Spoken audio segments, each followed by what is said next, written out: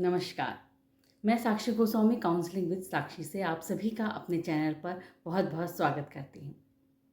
क्या आपके साथ होता है कि आपके मन में हमेशा निगेटिव विचार आते रहते हैं? कोई छोटी सी परेशानी को भी आप इतना बड़ा बना देते हैं कि पूरी ज़िंदगी में उस परेशानी का असर दिखने लग जाता है। क्या आपके साथ भी ऐसा होता है? तो ये वीडियो आपके लिए ही है। इसको अंत तक देखना बिल्कुल भी मत भूलिएगा। कुछ आसान से असरदायक और प्रैक्टिकल स्टेप्स मैं आपको बताऊंगी जिससे आपकी नेगेटिव सोच पॉजिटिव सोच में बदल जाएगी पूरी तरीके से। कौन से हैं वो 5 स्टेप्स मैं आपको बताऊंगी, लेकिन उससे पहले यदि आप मेरे चैनल पर नए हैं तो प्लीज़ मेरे चैनल को सब्सक्राइब कीजिए। लाइक कमेंट और शेयर करना तो बिल्कुल भी मत भूलिए। अब बिना देर किए मैं आपको उन 5 स्टेप्स के बारे में बताती हूँ जो आपकी सोच को पूरी तरीके से बदल देंगे। पहला स्टेप है अवेयरनेस। जी हाँ, यानी कि पहचान करना। जब आप अपनी निगेटिविटी को पहचान लेते हैं, क्योंकि पहचानना ही जो है उसको आगे बढ़ने से रोकता है। पहचानना ही अवेयरनेस की पहली सीढ़ी है। निगेटिविटी को आप पहचान कर ही रोक सकते हैं। कई बार हमको समझ में नहीं आता कि जो हम सोच रहे हैं वो निगेटिव है। क्या हम निगेटिविटी से घिर गए हैं? जब ऐसा आपको लगे तब आप मन में अपने आप से एक प्रश्न कीजिए कि क्या जो मैं सोच रही हूँ या सोच रहा हूँ वो मुझे आगे की तरफ बढ़ा रहा है या मुझे पीछे की तरफ ढकेल रहा है। जब आपको ऐसा लगे कि मुझे मेरा विचार पीछे की तरफ ढकेल रहा है, यानी कि वो निगेटिविटी है, अब आपको क्या करना है? आपको अपने निगेटिव विचार को किसी डायरी में लिख देना है, क्योंकि लिखने से ही हमारा आधा भार कम हो जाता है। वो विचार अपना असर आधा कम कर देते हैं। तो सबसे पहले जानना ज़रूरी है, पहचानना ज़रूरी है कि क्या आप निगेटिव विचारों से घिरे हुए हैं। दूसरा स्टेप है रीफ्रेम। जी हाँ, अपने नज़रिए को आप बदलिए। क्योंकि क्या होता है ना कि हम एकदम से अपनी निगेटिविटी को नहीं बदल सकते, अपने निगेटिव थॉट्स को नहीं बदल सकते, लेकिन हम उसको देखने का तरीका तो बदल सकते हैं ना। जी हाँ, क्योंकि जब हम नज़रिया बदलते हैं ना तो बड़ी सी भी परेशानी को हम सॉल्व करने की तरफ बढ़ते हैं। बड़ी सी समस्या भी सॉल्व होने लगती है जब हम अपना नज़रिया बदलते हैं। कई बार होता है कि हम गलती कर बैठते हैं। हमें लगता है कि ओहो, हमने गलती कर ली, अब हम इसको कैसे सुधारेंगे? हमसे तो बहुत बड़ा गुनाह हो गया।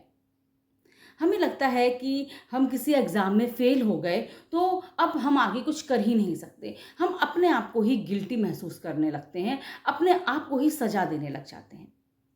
वहीं पर आप ये सोचिए कि जब तक आप गलती नहीं करेंगे तब तक आप सीखेंगे कैसे? गलती करना गलत नहीं है, गलती से ना सीखना गलत है। तो आप अपनी गलतियों से सीखिए, क्योंकि कहते हैं ना कि फर्स्ट आने के लिए आपको नीचे से सीढ़ियाँ पार करनी ही पड़ेंगी। जब तक आप पहली सीढ़ी पे नहीं चलेंगे तब तक आप 11वीं सीढ़ी में कैसे पहुँचेंगे? तो आप अपनी गलतियों से सीखिए, क्योंकि अगर आप सीखना चाहते हैं तो आपको गलतियाँ तो करनी ही पड़ेंगी। गलती करना बिल्कुल भी गलत नहीं है, आप गलतियों से सीख सकते हैं, आपको अनुभव मिलते हैं। इसलिए आप अपनी सोच को बदलिए, अपने नज़रिए को बदलिए, क्योंकि हमारा नज़रिया ही जीवन की दिशा को तय करता है ना? अब तीसरा स्टेप क्या है? तीसरा स्टेप है ग्रैटिट्यूड। जी हाँ, जब हम आभार व्यक्त करते हैं ना, तो आभार व्यक्त करना ही अपने आप में पॉजिटिविटी को अपने अंदर लाना है, यानी कि सकारात्मकता को गले लगाना है। जी हाँ, जब हम किसी के प्रति भी आभार व्यक्त करते हैं, इसका मतलब है कि हमारे अंदर पॉजिटिविटी है। नेगेटिविटी का जो सबसे बड़ा शत्रु होता है ना, वो यही है, यानी कि हम आभार व्यक्त करें, कृतज्ञता व्यक्त करें। इसके लिए आपको क्या करना है? कोई भी जो रोज के 3 काम हैं, उसके प्रति आप आभार व्यक्त कीजिए इस पूरी सृष्टि को।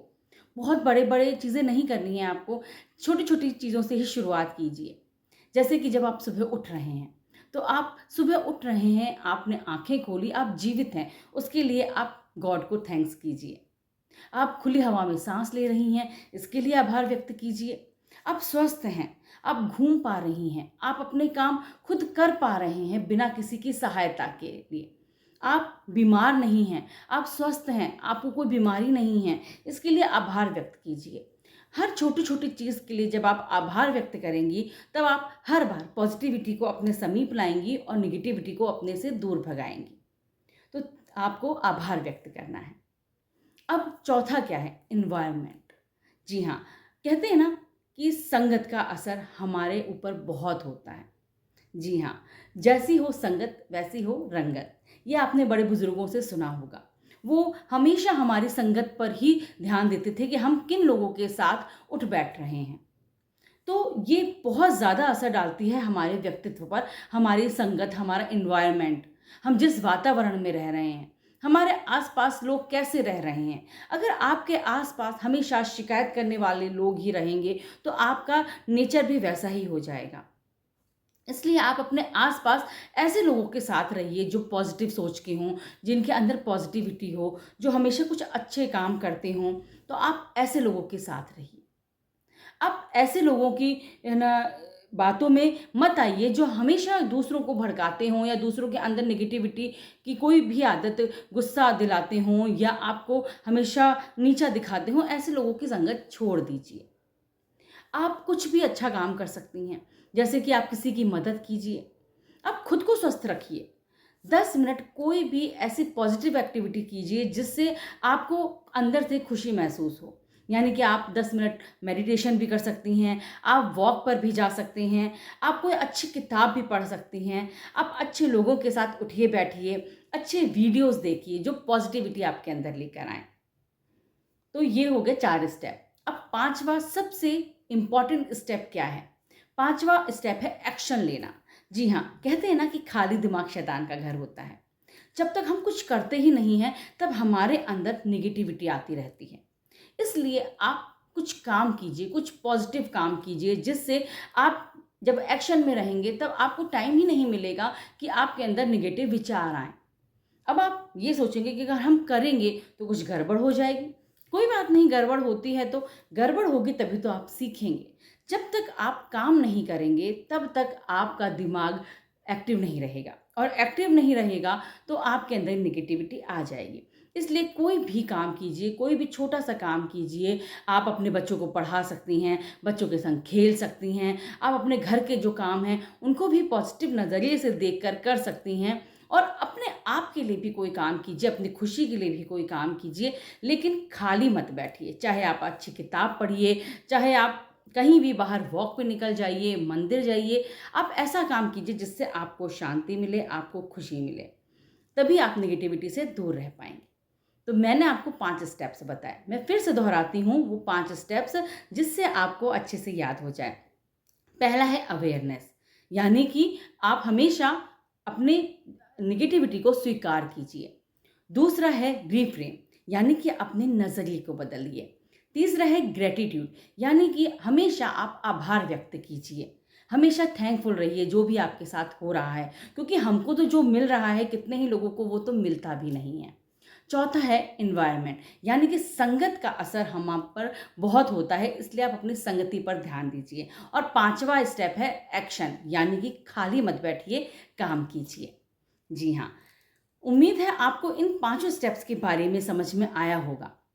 एक्चुअली में क्या है ना कि नेगेटिविटी से हमको दूर नहीं भागना है, हमको नेगेटिविटी को पॉजिटिविटी में बदलना है।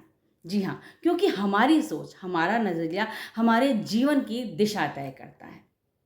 इसलिए अपनी इस नेगेटिव सोच को पॉजिटिविटी में बदलिए। उम्मीद है आपको मेरा ये वीडियो अच्छा लगा होगा और मेरी बातें आपको समझ में आई होंगी। अगर समझ में आई हों तो प्लीज़ मेरे इस वीडियो को शेयर कीजिए, लाइक कीजिए, कमेंट कीजिए और हाँ, अगर आप मेरे चैनल पर नए हैं तो प्लीज़ इसे सब्सक्राइब ज़रूर कीजिए। नेक्स्ट वीडियो में फिर से आपसे मिलने आऊँगी, तब तक के लिए टेक केयर, बाय बाय, नमस्कार।